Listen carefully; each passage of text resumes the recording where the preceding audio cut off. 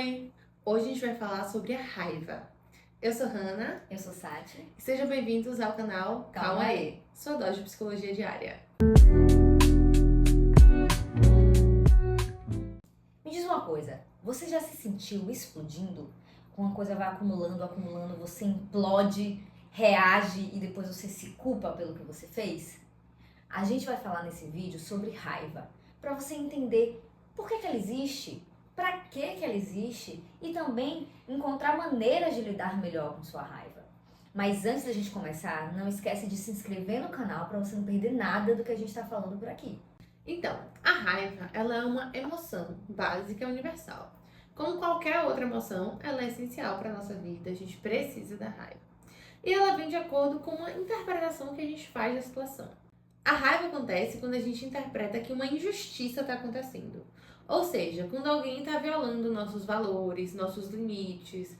Então, ela parece um aviso. Olha, atenção, tem algo acontecendo aí de errado e você precisa corrigir isso. É por isso que a raiva ela é tão ativadora, a gente sente essas reações fisiológicas mais intensas. Porque ela vem pra gente impor um limite, falar, não, isso aqui que você tá fazendo é desrespeitoso. Então, a gente precisa corrigir uma injustiça.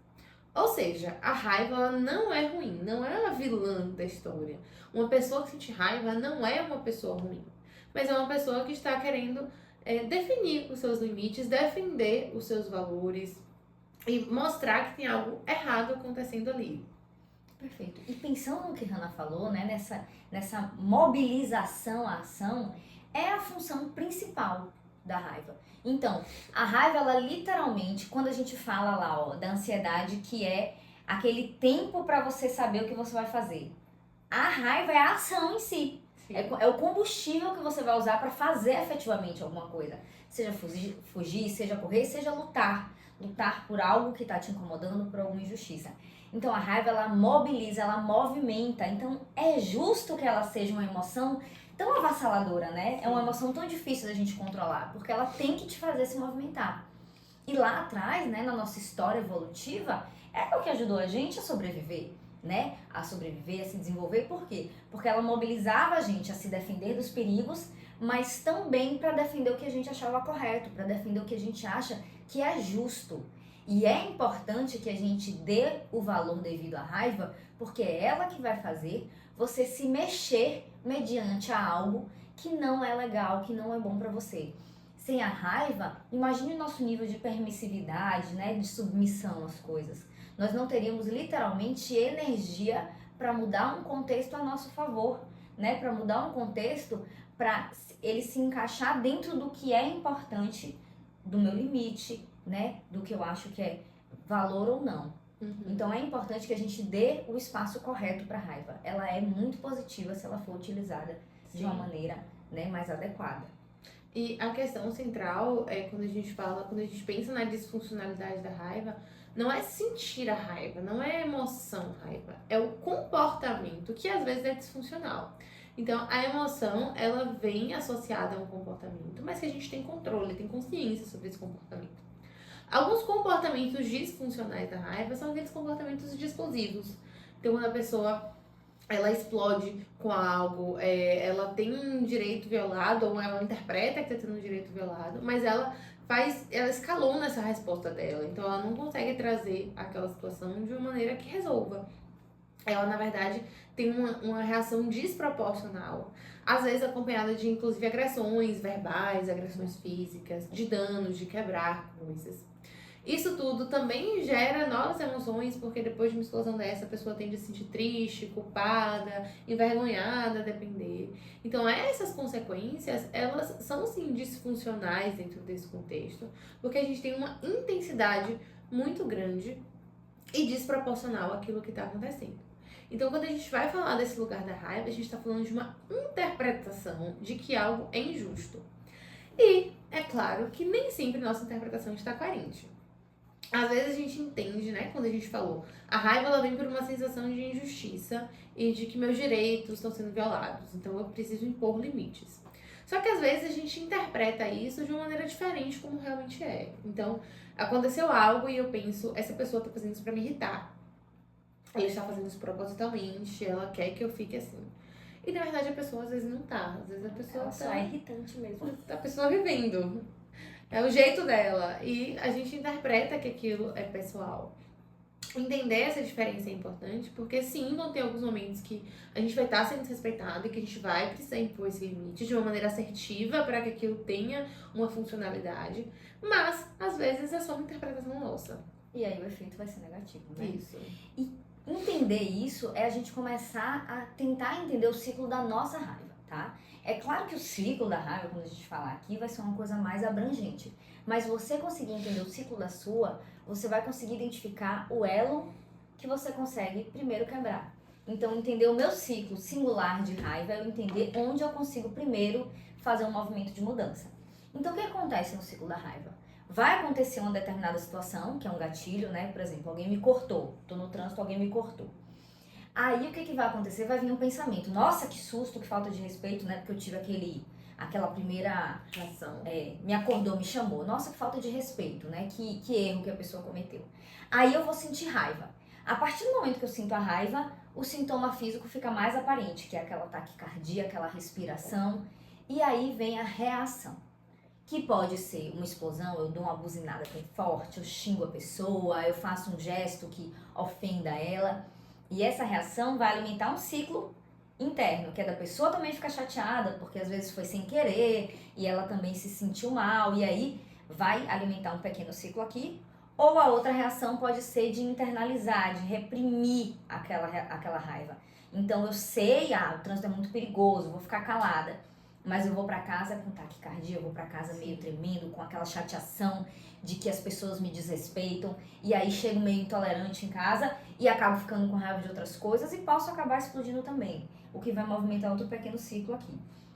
Então, no final, a gente entende que a raiva, ela alimenta ela mesma. Porque eu me senti desrespeitada, aí eu acabo desrespeitando outra pessoa, aí ela vai desrespeitar outra pessoa ou vai me desrespeitar de volta. Então, a raiva, ela vai retroalimentar ela mesma. Por isso que a ideia não é que você não sinta raiva, porque não tem como, mas que a gente entenda onde do ciclo eu consigo começar a quebrar. E entre o gatilho e a reação, é o único gap que eu tenho que eu posso exercer o meu poder de escolha. Exatamente, entender o que é melhor ali naquela situação. O que é possível. E nesse sentido a gente está falando justamente de estratégias de lidar com essa emoção. Batendo na tecla mais uma vez que é uma emoção importante, necessária, mas que o nosso comportamento pode ser disfuncional. O primeiro passo é a gente reconhecer a raiva, que parece simples em alguns momentos, mas às vezes é simples porque a gente já passou por aquilo. Mas no momento é difícil. Então, é entender quando é que essa raiva está aumentando, porque a gente tem sintomas fisiológicos muito intensos na raiva. E a gente precisa aprender a reconhecer esses sintomas. Então, quando a minha raiva tá aumentando, o que acontece comigo, né? Como é que eu fico? Eu começo a sentir internamente uma agitação, eu começo a querer mexer de um lado pro outro, eu começo a sentir as coisas borbulhando. Então, qual é a característica que mostra que minha raiva tá subindo? E eu vou nomear. É uma atividade que é simples, né? Parece simples porque de fato é. Mas tem um efeito muito positivo que é reconhecer essa emoção. Então eu estou com raiva porque, e aí eu nomeio por quê? Porque eu estou me sentindo respeitada, porque essa pessoa não me convidou para tal trabalho. Então eu vou falar isso justamente para que eu consiga ir entendendo o que está acontecendo ali. Perfeito. E aí, uma vez que eu nomeei, eu vou tentar dar uma pausa intencional, né? Como a gente falou, entre a situação e a reação é o único espaço que a gente tem.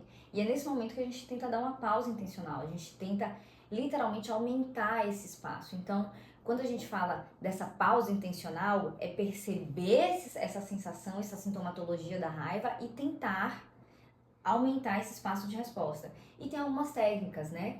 Inclusive, no nosso Instagram tem várias técnicas que te ajudam a lidar com ansiedade, a lidar com esse tipo de movimento que você tem que fazer rápido para poder melhorar. Uma delas é uma respiração, tá? Uma respiração que ela vai investir mais na expiração, porque vai acionar o seu parasimpático e aí vai te deixar um pouquinho menos, vai dar um pouco menos de intensidade a essa raiva. Então, nomear tira um pouco da intensidade, respirar tira um pouco da intensidade. Então, mesmo que pouco, essa raiva já vai aparecer de forma menos marcante, né? Pra gente conseguir passar para outros passos.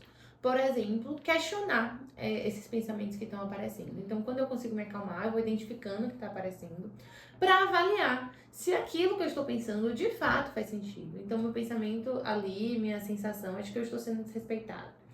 Que a pessoa está fazendo aquilo para me irritar. Será que é tão direcionado assim? Será que a pessoa está fazendo aquilo com o objetivo de me atingir? Ou será que a pessoa tá vivendo, a pessoa tá seguindo a vida dela, tá fazendo as coisas da maneira como ela sempre fez e aquilo me irrita? Será que a pessoa não me convidou para aquele trabalho porque ela não me respeita como eu pensei? Ou porque ela sabe que eu tô sobrecarregado e não queria trazer mais uma atividade?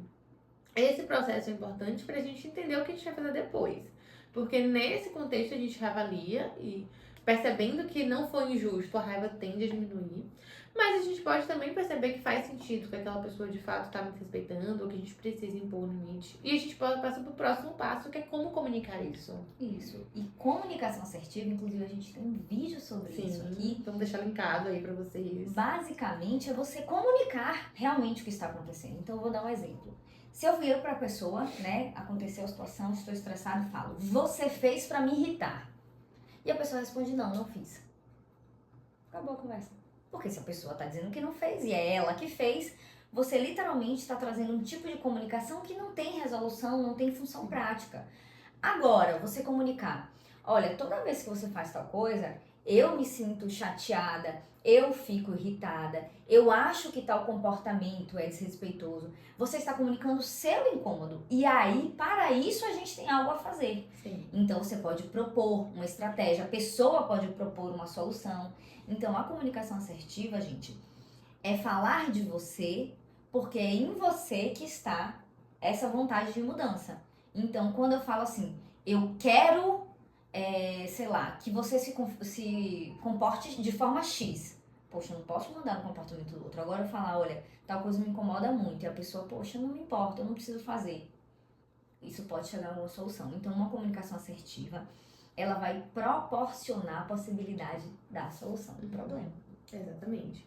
E aí, perceber também essa raiva, né, que tá acontecendo ali, pra gente conseguir fazer esses exercícios, também entender quais são os momentos disso. Quando a gente tá com a raiva muito intensa, é mais difícil da gente conseguir ter uma conversa assertiva. Por isso que a gente tem que aprender a canalizar essa raiva em alguns momentos. Como é uma emoção muito ativadora, porque a gente vai buscar justiça. E pra buscar justiça, a gente tem que ter energia.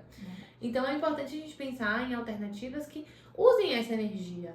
Por exemplo, fazer atividade física pode ser muito funcional. Escrever sobre isso pra gente tentar se organizar. Falar com alguém sobre o que está acontecendo.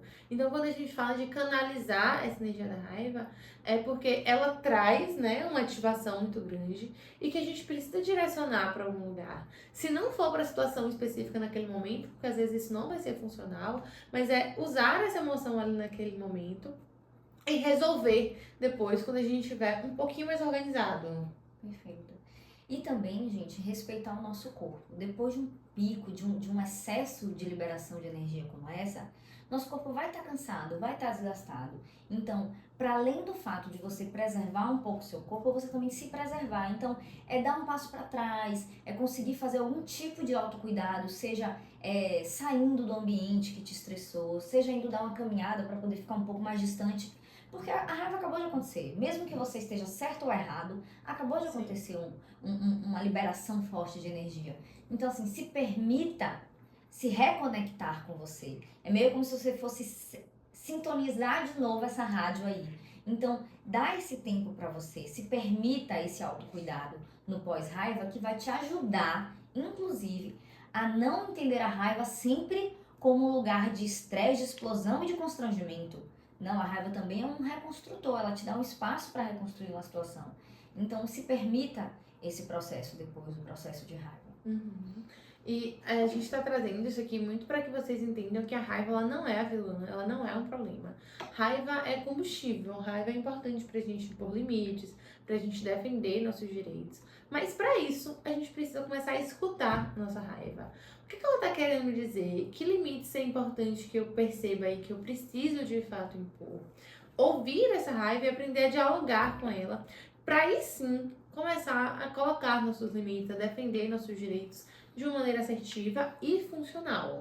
Se esse vídeo te ajudou a enxergar sua raiva com um pouco mais de carinho, um pouco mais de atenção, já se inscreve no canal para você não perder nada e me conta aqui embaixo como é que geralmente você reage à sua raiva. Eu espero vocês nos próximos vídeos.